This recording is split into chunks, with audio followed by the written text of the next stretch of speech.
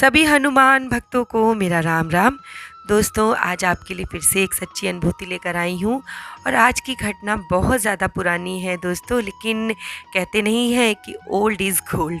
वैसे भी हनुमान जी की घटना चाहे पुरानी हो चाहे नई, आपके हृदय को उतनी ही प्रसन्नता देती है। तो आज आपको घटना मैं जो सुनाने वाली हूँ उसमें जो चमत्कार हनुमान जी का आपको देखने को मिलेगा, शायद ऐसा चमत्कार आपने इससे पहले कभी नहीं सुना होगा। अगर आपको मेरी बातों पर विश्वास नहीं है तो एक बार इस वीडियो को लास्ट तक ज़रूर देखिएगा। दोस्तों, लिखने वाले लिख रहे हैं कि मेरे अधिकारी महोदय तीर्थ यात्रा के उद्देश्य से चित्रकूट स्टेशन पर उतरे। तांगा या किसी सवारी के अभाव में बच्चों को दो मजदूरों ने ले लिया। यानी कि जिस समय की आपको ये स्टोरी सुना रही हूँ उस समय तांगे वगैरह चला करते थे।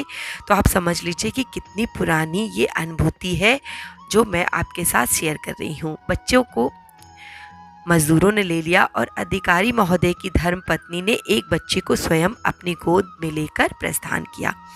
वहाँ से चलकर हम पयस्विनी जी के तट पर पहुँचे। हमारे अधिकारी महोदय ने कहा कि पहले मैं स्नान कर लूँ, फिर और लोगों को स्नान करा दूंगा। वे चले गए, परंतु पत्नी ने सोचा कि क्यों ना मैं अपने आप से नहा लूँ। पति का इंतज़ार उन्होंने करना ज़रूरी नहीं समझा, उनको शायद लेट हो रहा था और वो छोटे से अपने बच्चे को लेकर गंगा जी में, दोस्तों पयस्विनी नदी चित्रकूट में जो है वो गंगा जी ही हैं, लेकिन उन्हें वहाँ पर पयस्विनी कहा जाता है।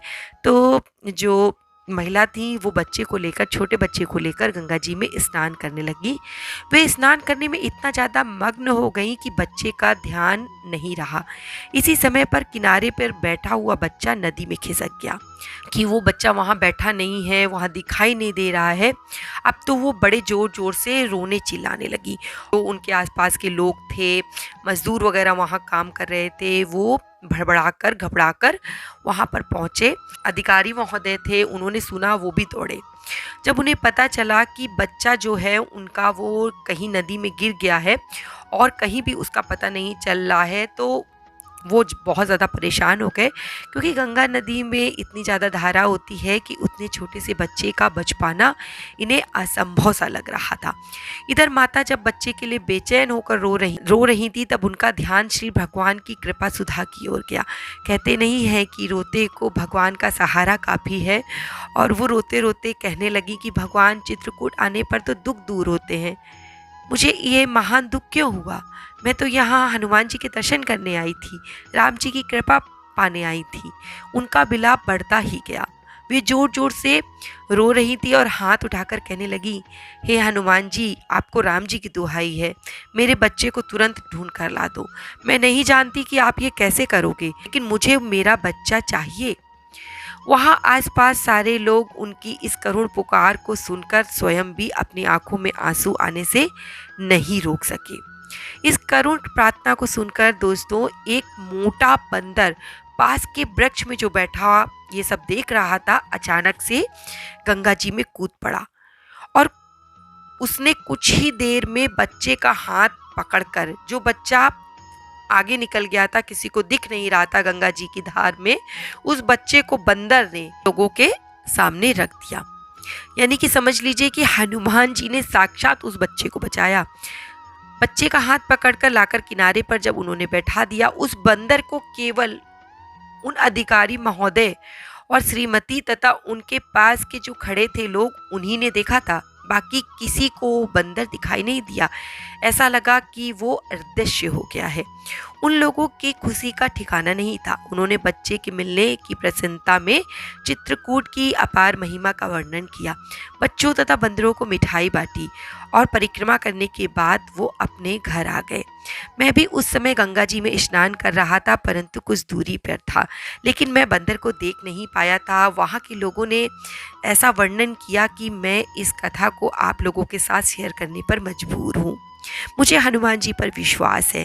दोस्तों, ये जो मैं आपको स्टोरी सुना रही हूँ ना, ये बहुत पुरानी मेरे पास कल्याण नामक पत्रिका पड़ी थी, काफ़ी समय पुरानी ये पत्रिका है।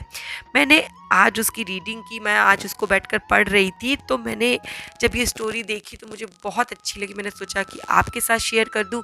देखिए, और भी स्टोरी आपको सुनाती रहूँगी, लेकिन इस तरीके की पुरानी और हृदय को छू लेने वाली अनुभूतियों को भी सुनकर मज़ा आती है और भगवान के प्रति हमारा जो विश्वास है वो बढ़ता है। और मैं आपसे हमेशा कहती हूँ कि आपको भगवान पर विश्वास रखना है, अपने विश्वास को इतना पक्का रखना है कि जब भी आप किसी परेशानी में आइए, आप बिल्कुल अपने हाथ को छोड़ दीजिए। मैं यही करती हूँ।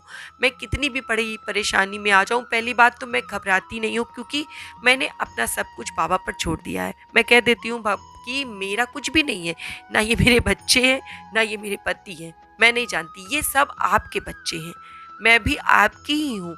और मैं कैसे रहूँगी, मेरे साथ क्या होता है, मेरा परिवार कैसे चलेगा, मेरा भरण पोषण कैसे होगा, मेरे बच्चों के आगे की ज़िंदगी कैसे होगी, मुझे कोई बात का कोई डर नहीं है, कोई चिंता नहीं है, क्योंकि मुझे क्या लेना देना है, ये आपका परिवार है, आप संभालिए। इस तरीके का जब विश्वास होगा तो आपकी हर समस्या का समाधान होगा। और कल हम फिर से मिलेंगे शिव महापुराण की कथा के साथ। और मैं बाबा से प्रार्थना करती हूँ कि बाबा, मेरे जो भी भक्त आपकी सच्चे दिल से पुकार करे, जो भी भक्त आपकी सच्चे दिल से प्रार्थना करे, उसके और उसके परिवार पर अपनी कृपा दृष्टि ऐसे ही बनाए रखिए। इसी के साथ जय श्री राम, जय बाबा की।